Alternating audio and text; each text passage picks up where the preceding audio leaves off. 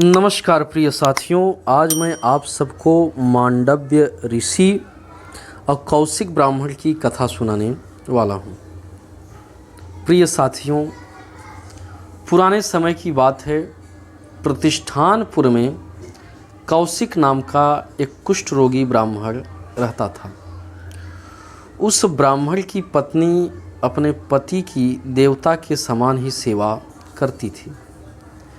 पति के द्वारा तिरस्कार मिलने पर भी वह पतिव्रता पति को देवता रूप में ही मानती थी। एक बार पति के द्वारा कहे जाने पर वैश्याओं के शुल्क देने के लिए अधिकतम धन साथ लेकर वह उन्हें कंधे पर बैठाकर वैश्या के घर में पहुंचाने निकल पड़ी। मार्ग में मांडव्य ऋषि थे। यद्यपि वे ऋषि परम तपस्वी महात्मा थे, तथापि उन्हें चोर समझकर राजदंड के रूप में लोहे के लंबे शंकु पर बिठा दिया गया था। अतः शरीर के नीचे के छिद्र से ऊपर सिर के छिद्र ब्रह्मांड तक शरीर के भीतर ही भीतर लौह शंकु के प्रवेश के कारण मांडव्य ऋषि का असह्य तीव्र वेदना से ग्रस्त होना स्वाभाविक था। इसलिए मांडव्य ऋषि वेदना के अनुभव से स्वयं को बचाने के लिए दृष्टि से समाधिस्थ हो गए थे। कुष्ठ व्याधि युक्त ब्राह्मण कौशिक की पतिव्रता पत्नी रात में ही अपने पति की इच्छा के अनुसार वैश्या के यहाँ जा रही थी। इसलिए अंधकार रहने के कारण अपनी पत्नी के कंधे पर बैठे कौशिक ने मांडव्य ऋषि को नहीं देखा और अपना पांव स्वभावतः हिलाया डुलाया। इसका दुष्परिणाम यह हुआ कि कौशिक के पांव में मांडव्य ऋषि आहत हो गए। उनकी समाधि टूट गई। समाधि भंग होने से उन्हें असह्य वेदना होने लगी।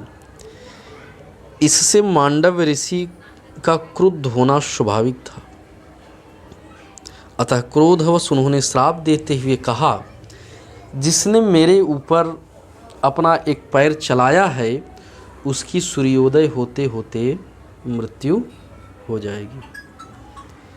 यह सुनकर उस ब्राह्मण पत्नी ने कहा कि यदि ऐसी बात है तो अब सूर्योदय ही नहीं होगा। इसके बाद सूर्योदय न होने से बहुत वर्षों तक निरंतर रात्रि ही छाई रही, जिससे देवता भी भयभीत हो गए। देवताओं ने ब्रह्मा की शरण ली। ब्रह्मा ने उन देवताओं से कहा कि पतिव्रता के इस तेज से तो तपस्वियों के तेज का भी हास्र हो रहा है। पातिव्रत धर्म के महात्म्य से सूर्योदेव उदित नहीं हो रहे हैं। उनके न उदय होने से मानवों और आप सभी को यह हानि उठानी पड़ रही है। अतः सूर्योदय की कामना से आप सब अत्रि मुनि की धर्म पत्नी तपस्विनी पतिपरायणा अनुसुईया को प्रसन्न करें। वे ही सूर्योदय करा के पतिव्रता ब्राह्मणी के पति को जीवित भी कर सकती हैं। ब्रह्मा जी के कथनानुसार अनुसुईया की शरण में जाकर देवताओं ने उनकी प्रार्थना की। देवताओं की प्रार्थना से अनुसुईया प्रसन्न हो गई।